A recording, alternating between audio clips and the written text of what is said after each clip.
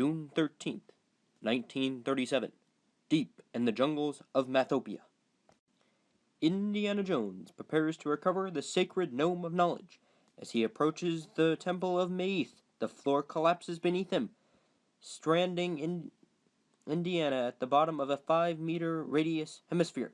If lava pours in at 37 meters cubed per second, and the height is at 2 meters, how fast must Indiana ascend to evade the lava? Okie dokie, Dr. Jones. So what we're going to do first is draw a diagram of the floor that collapses beneath him. So that's what the hemisphere looks like. The radius is 5. And the height at which the lava rises is 2. The rate at which the lava is rising is 37 meters cubed per second.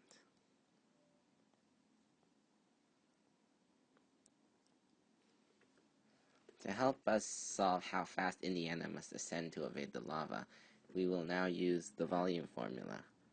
So volume equals 2/3 pi r cubed.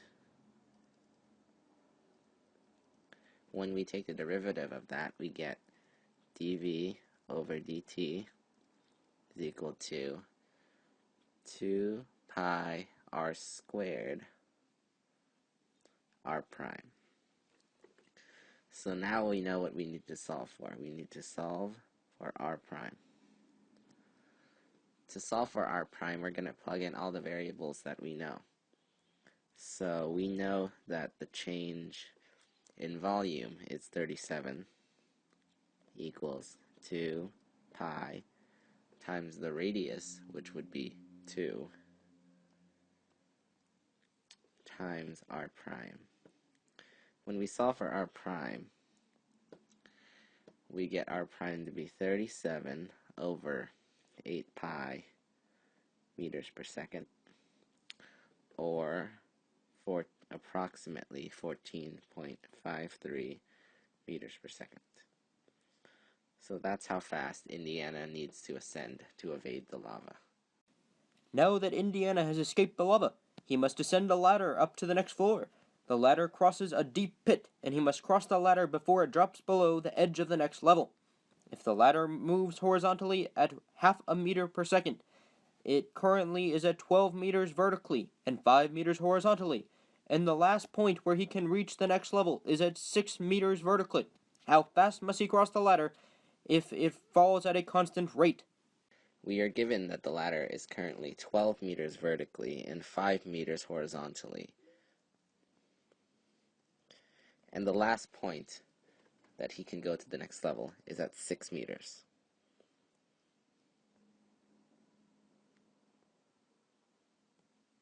So now from this image we can deduct that the length of the ladder is 13 meters.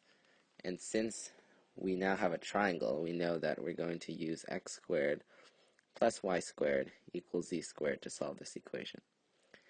Now, what we need, when we take the derivative of that equation and simplify, we get x prime times x plus y prime times y equals z prime times z. So now we need to solve for y prime in order to help us solve for how fast he needs to cross the ladder if it falls at a constant rate. So solving for y prime,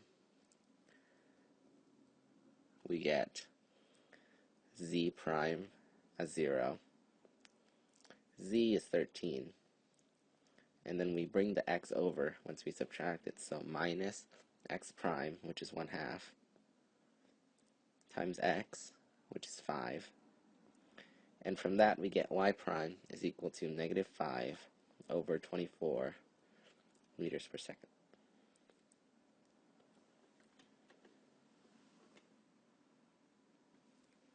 So now what we can do is, since we have the change of rate of the y, we can plug that in to the change in distance between what Indiana needs to get to and the distance of the ladder originally at 12 meters. So what we're going to do is say that 6, which is the height, the minimum height that he can cross the ladder, minus 12 over negative 5 over 24.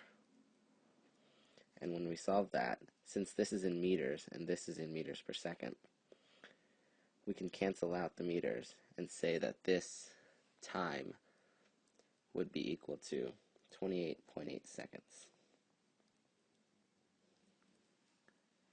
So now what we need to do is divide this by 13 because this is the length of the ladder. And so once we solve this, we have solved for the rate at which Indiana must cross the ladder to get to the next level, which would be 2.22 meters per second.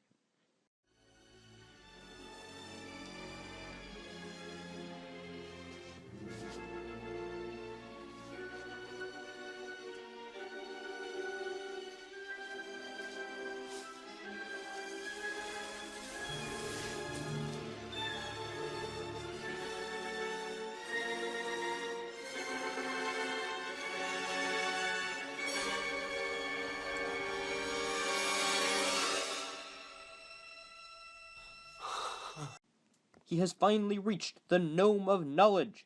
But suddenly, a gust of wind knocks the gnome out of his hand, and it begins to fall into the abyss of ignorance.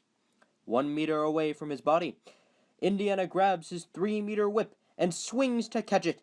At what rate must he rotate his whip in order to catch the gnome before it is out of reach? Let's draw data to see what's going on. So now we see that the distance between Indiana and the statue is 1. The distance he needs to rotate his whip is 3. And the angle at which he needs to rotate his whip is theta. So now, if we connect these two lines, we get another triangle. What a surprise. And so now we can solve for this length y, which would be 2 rad 2. So now if we want to solve for an angle, we could solve for the angle using cosine, which would be cosine of theta is equal to 1/3. And then we would say that theta is equal to the inverse cosine of 1/3, or approximately 1.23 radians. We could also say that the tangent of theta is equal to y over x. When we take the derivative of that, we get d theta over dt times cosecant squared of theta is equal to y prime x minus x prime y over x squared. However, we know that there is no change in x, so we can get rid of this. So now all we need to do is plug in the given variables to solve for d theta dt.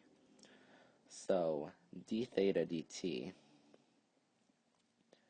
would be equal to 9.81 times 1 over 3 divided by cosecant squared of theta, which would be cosecant squared of 1.23. So now, after that, d theta dt would be equal to approximately 2.93 radians per second. Finally, Indiana can leave the temple with his prize. If only it were so simple.